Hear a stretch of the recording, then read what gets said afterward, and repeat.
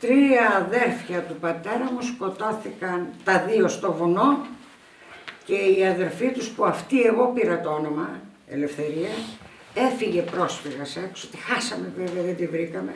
Παρόλο που μετά τη δικτατορία εγώ και ο Γεράσιμος ψάξαμε έξω μέσω των οργανώσεων. Μας είπαν ότι παντρεύτηκε έναν Αρμένο, έφυγε. Δεν τη βρήκαμε.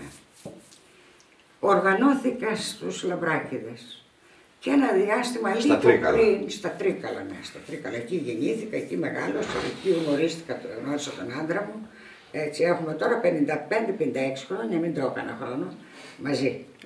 Παράλληλη πορεία. Τραγωδία δηλαδή. Τραγωδία, ναι. Ο ένας φυλακή, ο άλλος από εδώ, άλλος από εκεί κάτι. Ναι. Οργανώθηκα στους Λαμπράκηδες. Γιατί οργανώθηκα όμως. Γιατί οργανώθηκα όμως.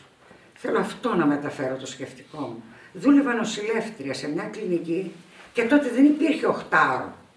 Ήμουν η πρώτη γυναίκα στα Τρίκαλα που δούλεψε 8 ώρες. Συγκρούστηκα με τον εργοδότη μου, που κι αυτός ήταν αριστερός, για να δουλέψω 8ωρο. Και μπήκα μετά εγώ στο σωματείο και από εκεί ξεκίνησε, δηλαδή οργανώθηκα, γιατί πίστηκα ότι η αριστερά είναι εκείνη που παλεύει για καλύτερες συνθήκες δουλειάς, για μεροκάματο, για καλύτερη ζωή. Αυτό ήταν, τίποτα άλλο δεν ήξερα από εκεί και πέρα. Και από εκεί και πέρα αρχίζει η πορεία μας. Πήγαμε Θεσσαλονίκη με τον Γεράσιμο. Εκεί περάσαμε τα χρόνια της δικτατορίας. Εγώ αμέσως δούλεψα σε μια κλινική, μεγάλη κλινική, ιδιωτική κλινική. Αρκεί να σας πω ότι όλα αυτά τα χρόνια δεν δούλεψα σε δημόσιο νοσοκομείο. Ενώ οι συναδέλφισές μου κάναν χαρτιά για τα δημόσια, εμένα δεν με πήραν ποτέ σε δημόσιο. Τότε αν δεν είχες και κοινωνικών φρονημάτων και αν δεν είχες και το μέσον του βουλευτή, δεν έμπαινες πουθενά. Αν θυμάμαι καλά πρέπει να ήταν Οκτώβρης, Νοέμβρης πήγαμε Θεσσαλονίκη. Τον Απρίλιο γίνεται η δικτατορία, δηλαδή σε τόσο κοντινό διάστημα. Γίνεται ο Γεράσιμος, έλειπε κάπου, ήταν Βέρεια κάπου, γιατί ήταν στέλεχος τότε το ΚΚΕ. Ξυπνάω το πρωί, δικτατορία, εμβατήρια κλπ. Ξεκίνησα και πήγα στα γραφεία της ΕΔΑ, εγώ που ήταν στην Εγνατία τότε. Στην είσοδο της πολυκατοικίας που ήταν όλο αστυνομική, πού πας μου λέει, πας στον Μπαρμπασαράντη λέω, ήταν ένας παππούλης που άνοιγε τα γραφεία. Ποιο Μπαρμπασαράντη παιδί μου, πήγαινε στο σπίτι σου. Ούτε τι σημαίνει δικτατορία δεν ήξερα. Τι γίνεται με αυτή τη δικτατορία. Αφού ανταμώσαμε με το Γεράσιμο, έφυγα και από τη δουλειά για να πάμε να κρυφτούμε, γιατί μας ψάχναν μετά. Κρυφτήκαμε στο σπίτι μιας θειάς μου. Καμιά εβδομάδα, αν θυμάμαι καλά ήταν, κρυφτήκαμε. Αλλά άρχισε μετά τα ραδιόφωνα να λένε όποιος κρύβει στα σπίτια θα πάει στρατοδικείο κλπ. Και τους βλέπαμε ότι ανησυχούσαν. Αλλά και τι θα κάναμε. Και αποφασίσαμε εγώ να γυρίσω στην κλινική, ό,τι γίνει. Γυρίζω στην κλινική, δεν πρόλαβα να πάω, πέρασε ένα δεκάλεπτο, 20 λεπτά, άντε μια μισή ώρα, ήρθαν και με γραμμώσαν. Αρκεί να σας πω, εγώ ήμουν πολύ τυχερή, γιατί έπεσα σε μια κλινική, στην πλειοψηφία τους ήταν πόντιοι, αριστεροί, καλοσυνάτοι, η διευθύνουσα ήταν αντάρτησα παλιά και μόνο το γεγονός ότι εμένα με συλλάβανε ήταν μεγάλη υπόθεση. Θα σας πω παρακάτω και για την αλληλεγγύη, που είναι πολύ σημαντικό πράγμα.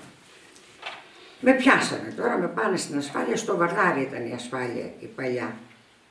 Έφαγα του κόσμου το ξύλο, αρκεί να σας πω ότι αν θυμάμαι καλά πρέπει να ήμουν στον τρίτο ή έφτανα στον τρίτο μήνα της εγκυμοσύνης. Θέλω να σας μεταφέρω, τους έχω στο μυαλό μου πως βλέπω τώρα τους Χρυσαυγίτες, κουρεμένος και άγριος. Έτσι ήταν κάτι νέα παλικάρια. Εμένα δεν με χτύπησε ούτε ο Τσούτσας ούτε ο Καραμίτσος.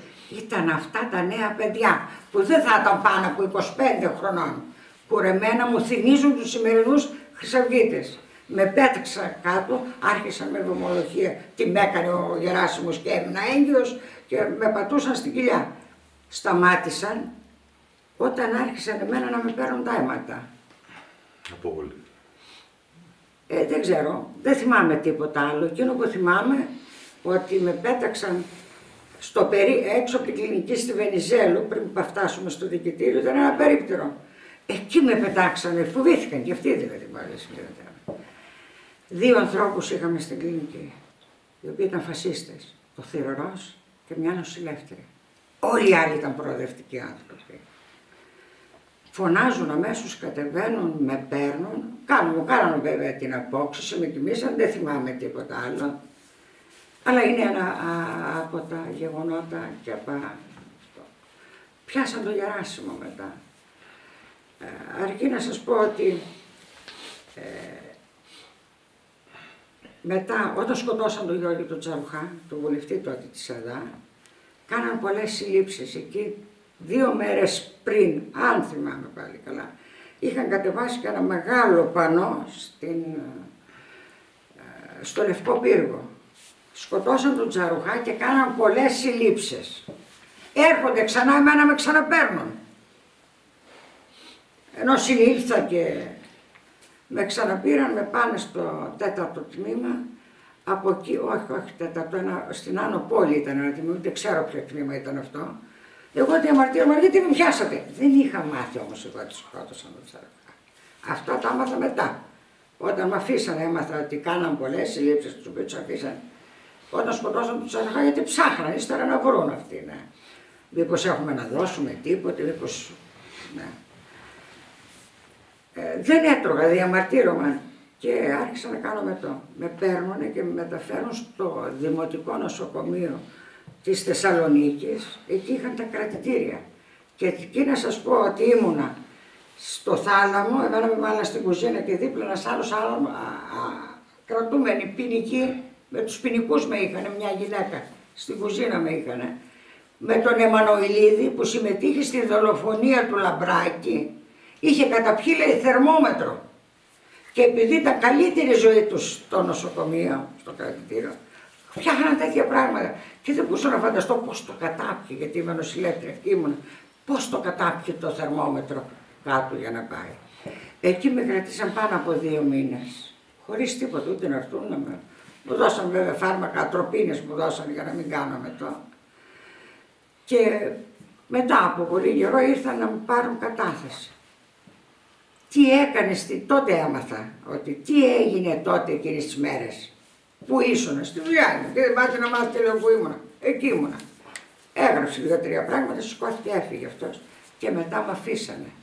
Χωρίς τίποτε. Και έμαθα μετά ότι ήταν η δολοφονία του Τσαρουχά και ότι κάναν τότε πολλές συλλήψεις. Δεν μπορείτε να φανταστείτε. Δύσκολο ήταν και για αυτούς στη φυλακή. Θα σας πω για τα βασανιστήρια, πώς τα ζήσαμε εμείς απ' έξω. Αλλά και οι οικογένειες ένα μαρτύριο ζούσαν. Εγώ τότε ήμουν με τη μάνα του. Τότε πήρα τη μάνα του να ζήσει μαζί μου, γιατί έλεγα μάνα αγωνιστή. Πώς θα ζήσει αυτή μόνη και πώς και εκείνος θα νιώθει. Την πήρα και την έζησε, ζούσε μαζί μου. Τι έγινε, ήθελα να σας πω για το περιστατικό με το φασίστα του Μητροπολίτη. Δεν θυμάμαι το όνομά του ποιος ήταν. Στη Σύρο, που απέναντι από τη Σύρο είναι η Γιούρα, τότε βγήκε αυτός και έκανε δηλώσεις και εμείς τα ακούγαμε από τη Φωνή της Αλήθειας και από τη Μόσχα.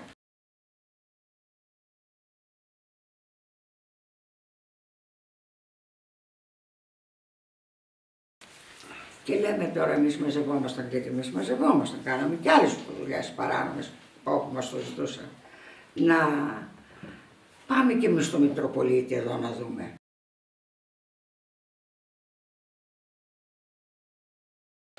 Πήγαμε πολλές να είναι πιο μπροστά.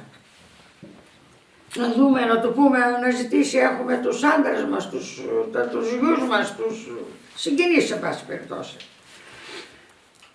Πάμε πολλές, θυμάμαι τον ντεκόρ και την διακόσμηση της αίθουσας της Μεγάλης Μητρόπολης της Θεσσαλονίκης ήταν με ξύλο. Ένα πολύ ωραίο πράγμα, ξύλινες σκάλες έτσι ανέβαινε πάνω. Ζητήσαμε να δούμε τον Μητροπολίτη. Περιμένετε μας λέει. Περιμένουμε. Ήμασταν καμιά 50 γυναίκες. Περιμέναμε. Θα πέρασε ώρα. Τίποτε ο Μητροπολίτης. Καμιά φορά ακούμε τις σκάλες. Τακα. Κατέβαινε η Τσούτσας Καραμίτσος, οι ασφαλίτες. Βασανιστές. Μεγάλα ονόματα της ασφάλειας. Που δικάστηκαν για τα βασανιστήρια, θα σας τα πει ο Γεράσιμος. Λοιπόν, αρχίσαμε εμείς να φωνάζουμε, να φτιάχνουμε, να διαμαρτυριζόμαστε, να γίνεται χαμός. Η μάνα του Ντάκ έπεσε κάτω, λιποθύμησε. Και ευτυχώς που λιποθύμησε. Με το που λιποθυμάει, την πιάνομαι αγκαλιά, τη βγάζουμε στο μπαλκόνι, Μητροπόλεως τώρα, ήταν ανοιχτά τα μαγαζιά. Και ήταν 7-8 η ώρα το βράδυ, περιμένοντας να κατέβει ο άλλος. Αυτοί φοβήθηκαν και σηκώθηκαν, έφυγαν. Ούτε μας ρώτησαν τι θέλετε, γιατί ήρθατε εδώ. Παίρνω τη μάνα του, παίρνουμε ένα ταξί, πάμε στο σπίτι μας, περίμενε να παίξουν. Εμείς σε 24ωρη βάση είχαμε αυτοκίνητο και τους ασφαλίτες κάτω από το σπίτι μας. Μέναμε στην Αποστόλου Παύλου στη Θεσσαλονίκη, με Ελενίκου και απέναντι το Πανεπιστήμιο. Ήτανε όλοι οι δρόμοι εκεί ήταν φοιτητές. Οι φοιτητές ξέραν όμως ποιοι ήμασταν εμείς δεν ξέραμε τίποτα.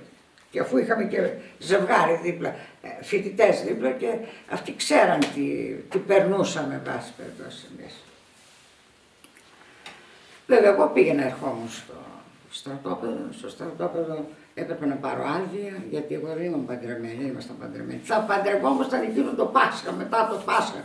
Έτσι σχεδιάζαμε και ναι.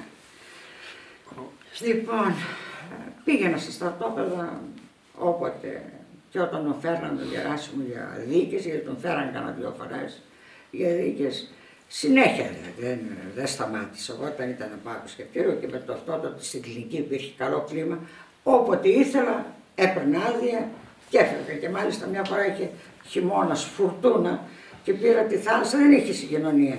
Και πήρα τηλέφωνο στην κλινική να πω ότι διευθύνουσα, όχι παιδί μου, έλα όποτε θες. Τόσο πολύ καλό κλίμα υπήρχε. Ήταν η αλληλεγγύη αυτή.